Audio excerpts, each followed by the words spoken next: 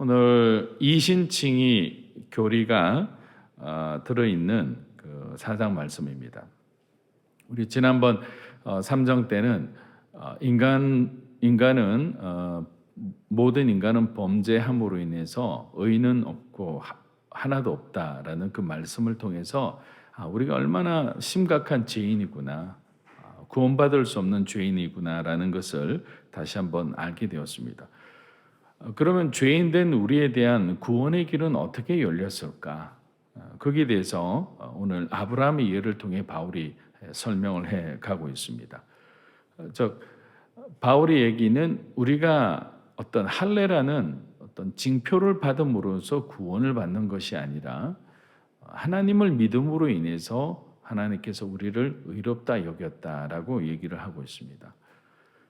할례를 만약에 바울이 아브라함이 할례를 먼저 받았고 그러고 난 뒤에 하나님을 바라보고 하나님을 믿었다면 정말 유대인의 갖고 있는 유대주의적 세계관을 깨뜨리기는 굉장히 어려웠을 거라고 생각합니다.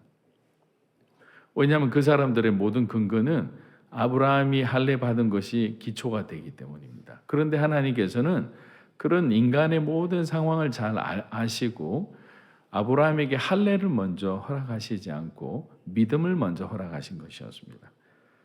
저는 오늘 주제 말씀을 하나님을 바라보는 믿음이라고 정한 이유가 우리가 만약에 하나님을 바라보지 않았을 때는 우리에게는 구원의 길이라는 것은 전혀 와닿을 수 없는 그런 특별한 하나님께서 선택하신 은혜이기 때문입니다. 스스로 찾을 수 없는 길이라는 거죠.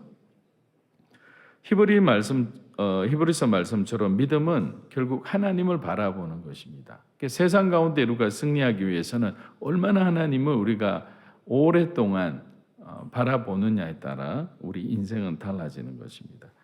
그렇게 하나님을 바라보는 아브라함을 하나님은 의롭게 여기셨다. 자기 힘으로 살아가지 않고 늘 하나님의 은혜로 살아감을 고백하는 사람, 바로 그 사람이 하나님을 바라보고 살아가는 사람이라고 생각합니다. 우리에게 어떤 축복을 주셔서 우리의 삶이 이렇게 뭔가 이렇게 잘 풀려갈 때만 바라보는 것이 아니라 어려우면 어려울수록 또 하나님을 의지하는 거예요.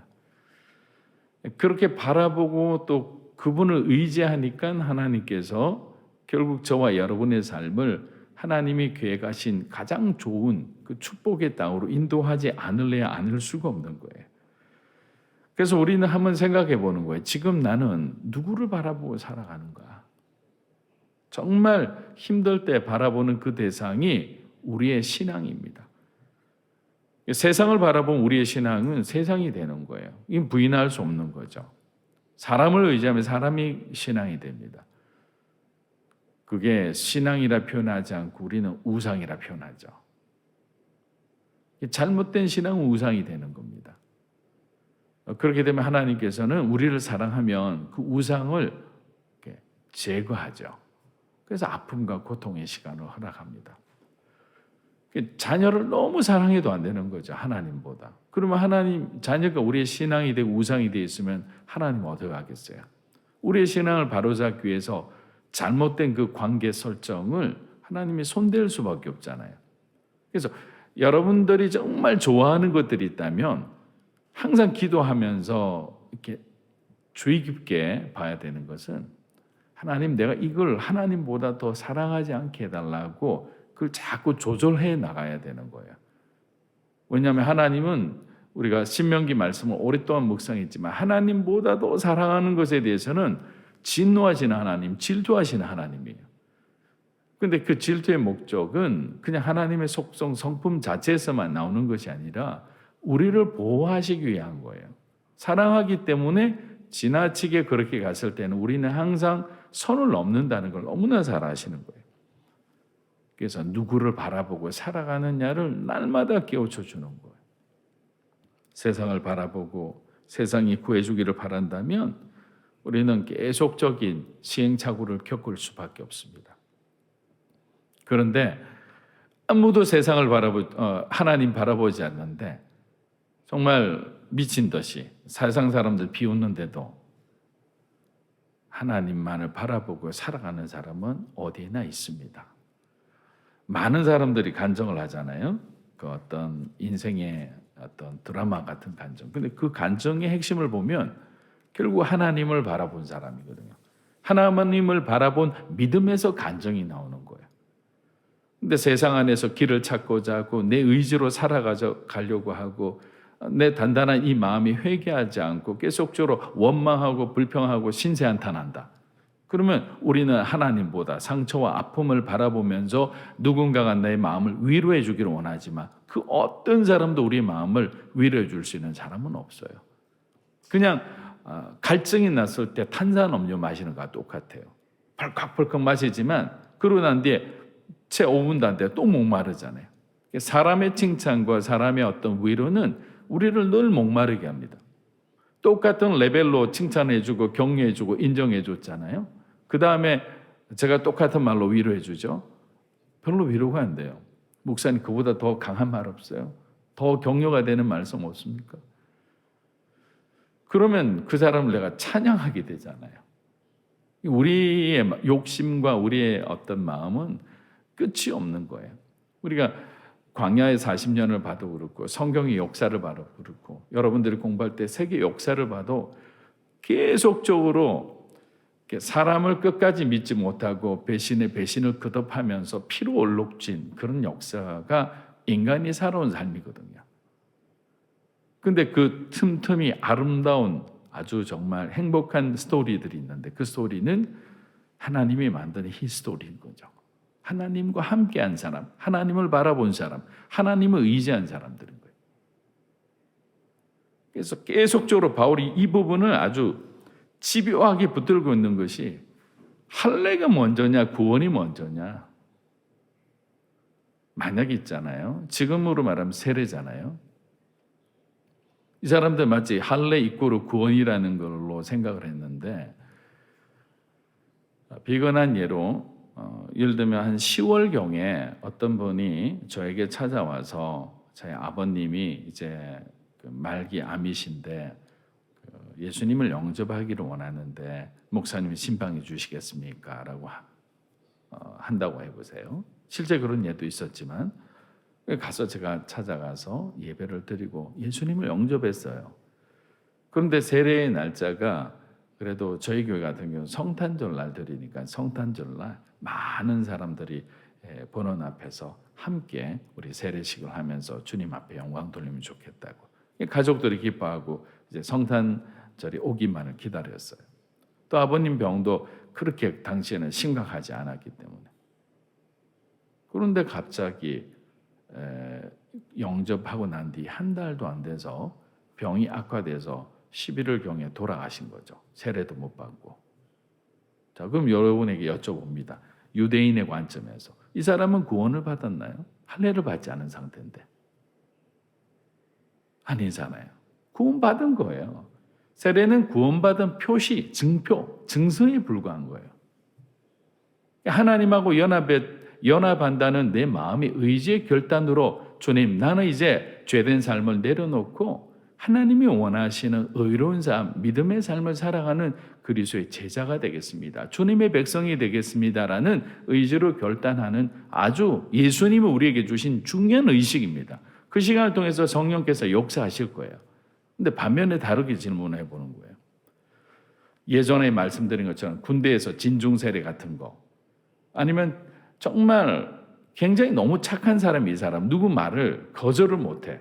그래서 친한 친구가 교회 가자 하면 교회를 따라와요. 근데 목사님 말씀만 하면 할렐루야 하면 이제부터 졸기 시작하는 거죠. 그렇게 신앙생활 한 1년 하니까 그 친구도 너무 착하니까 우리 친구가 이제 신앙을 가졌다. 교회 한 번도 빠지지 않고 왔다. 그래서 부탁을 하는 거죠. 이번에 성탄절날 세례식이 있는데 또 세례 받으면 좋겠다고. 근데 이 친구는 또 성품이 거절을 못한다 했잖아요. 세례 받겠다는 거죠. 믿음은 하나도 없어요, 사실은. 그래서 세례를 받았어요. 성부와 성자와 성령의 이름으로 세례를 주노라. 근데 이 자매는 그럼 구원을 받았을까요? 세례를 받았는데 구원을 받지 못했죠. 왜? 믿음으로 고백하지 않았잖아요. 그냥 의식에 참여한 사람이에요. 그러니까 세례를 받았다 해도 세례 이꼬르 구원이라 할 수 있냐? 할례 이꼬르 구원이라 할 수 있냐? 아니라는 거죠. 하나님께서 먼저 죄를 고백한 우리를 의롭다 칭해 주셔야 되는 거예요. 법적으로 선언해 주시고 보호해 주셔야 되는 거죠. 그러고 난 뒤에 그 다음에 의식이 따라오는 거예요. 그런데 이 사람들은 잘못 생각한 거죠. 자기들이 생각하는 전통, 그 할례 자체가 모든 것을 결정하는 어떤 상징물로 본 거예요. 그러니까 인간은 이렇게 자기 자신들이 틀을 만들고 시작하면 그 틀 속에 갇히는 걸 볼 수가 있어요. 그런데 말씀은 우리의 잘못된 그 틀들을 깨뜨려 주는 거예요. 앞서 말씀드린 것처럼 유대인들이 가장 존경하는 그 세 인물이 바로 아브라함하고 모세하고 다윗입니다. 근데 세 사람들의 삶의 면면을 돌아보면 정말 제대로 산 사람이 없잖아요. 아브라함은 부인을 2번이나 팔아먹었잖아요. 거짓말로 누이라고 하면서. 목적은 자기가 살기 위해서. 하나님이 분명히 약속의 아들을 주신다 했는데 이스마엘을 먼저 취해서 지금까지도 그 아브라함의 자손끼리 싸우는 거 아니겠어요? 우리는 항상 결정적일 때 하나님의 약속이 무르익어갈 때 동시에 사단이 주는 유혹도 더욱 달콤해집니다. 그래서 여러분이 가는 길 가운데 항상 하나님께 무엇을 달라고 하느냐면 영적인 분별력을 달라고 해야 되는 거죠. 그 분별력으로 오는 확신 가운데는 하나님이 직접 우리에게 예배나 말씀을 통해 주시는 말씀을 통해 확정해 주실 수도 있고요. 저와 여러분의 마음 가운데 환경은 너무나 정말 열악한데 나아질 기미조차 없는데 정말 소망 없는 환경인데도 저와 여러분의 마음을 하나님이 평안으로 붙들어 주실 때가 있어요. 이거는 기도응답이 될 가능성이 더 많은 거죠. 그 환경을 바라보면 안 되는 거죠. 그 환경 가운데서 우리를 붙들고 있는 분이 누구인가? 또 하나는 앞서 말씀드린 것처럼 내 신앙의 대상이 누구인가? 내가 성공을 바라보고 있는가? 내가 하나님을 바라보지 않고 세상을 바라보고 사람을 의지하고 있는가? 하나님보다 조금이라도 저와 여러분이 의지하고 있는 사람들이 있다면, 의지하는 무엇인가가 있다면 오늘 이 시간 여러분들이 내려놓게 되기를 주의 이름으로 축복합니다. 그래야 우리 인생이 그리스도 안에서 하나님의 의의 대로를 걸어갈 수 있는 거예요. 끝까지 우리가 세상 붙들고 있고 내 욕심 붙들고 있고 내 자존심 붙들고 있고 여러분 상처 아픔 붙들고 있으면 아무것도 이루어지지 않는 거죠. 왜냐하면 하나님의 나라는 믿음의 세계잖아요. 오직 믿음으로 살아가는 거예요. 믿음은 뭐 어떤 거죠? 내가 만들어가는 게 아니잖아요. 하나님 우리에게 주신 거잖아요. 그러면 믿음은 우리는 받아들이는 거예요. 어떤 사람은 창세기 1장에서 막 막혀서 어떻게 하나님 저는 도저히 창세기 1장 말씀이 이해가 되지 않습니다. 누가 이해하라 했습니까? 성경을. 받아들이는 거죠. 받아들이고 난 뒤에 하나님을 알게 되면 이해가 될 뿐만 아니라 그냥 그 자리에서 내가 주님 저는 죄인입니다라고 고백하고 살 수밖에 없는 거예요. 하나님이 어떤 분인지 한 번도 배워보지 못하고 1장 1절 보면서 교만하게 자기가 갖고 있는 어떤 과학과 지성을 이용해서 야 뭔데 아무것도 없는 데서 뭐 오히려 차라리 난 빅뱅 이론이 더 이해가. 뭐가 이해갑니까? 그냥 뭐 에너지가 뭉쳐있다 빵 터지니까 우주가 되었다. 이런 세상에 말도 안 되는 거짓말을 믿는 사람들이 얼마나 많이 있습니까? 그 사람은 끝까지 예수 믿지 않고 죽었잖아요. 불행한 사람입니다. 가장 행복한 사람은 예수를 믿는 사람이에요. 그것도 하나님을 끝까지 바라보며 율법이란 틀에 갇히지 않고 세상의 가치관이란 틀에 갇히지 않고 언제 어디서나 주님만을 바라보고 살아가는 삶, 그런 참담 믿음의 사람을 하나님은 오늘도 구하고 있는 거예요. 말씀을 마칩니다. 율법의 우리 그 목적을 우리가 잘 알아야 되는 거예요. 율법은 결국에는 우리로 하여금 우리를 죄 속에 가두어 두는 역할을 했죠. 또 율법은 뭐냐면 우리에게 구원이 필요함을 깨닫게 해주는 거예요. 율법 자체가 우리를 구원해 줄 수는 없잖아요. 그래서 예수님께서 오셨을 때 율법의 완성자로 오신 거지 율법을 파신 것이 아니거든요.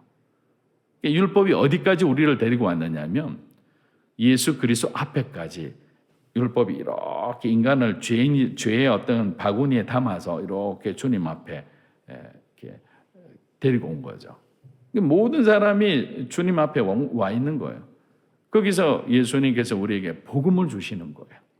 자유의지를 주셨기 때문에 그 복음을, 그 믿음을 받아들이는 사람은 구원의 문을 열고 들어가는 거예요.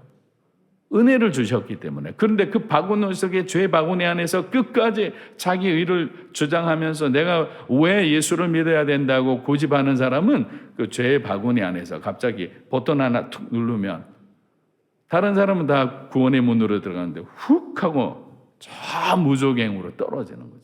통째로 그냥. 우리는 어떤 삶을 선택하시겠습니까? 오늘부터 저와 여러분은 하나님만을 바라보는 삶이 되기를 주의 이름으로 축원합니다. 어떤 상황 속에서도 주님 의지하십시오.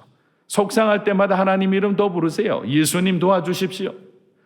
내 마음이 이렇게 연약합니다. 내가 이렇게 세상과 하나님 사이 갈등하고 있습니다. 세상의 쾌락이 나를 이렇게 붙들어 매는데 내가 어떻게 해야 될지 모르겠습니다. 하나님 도와주십시오라고 하는 거죠. 제 인생이 예수를 바라보는 사람, 예수를 구주로 살아가는 삶이 될 수 있도록 하나님 함께하여 주시옵소서.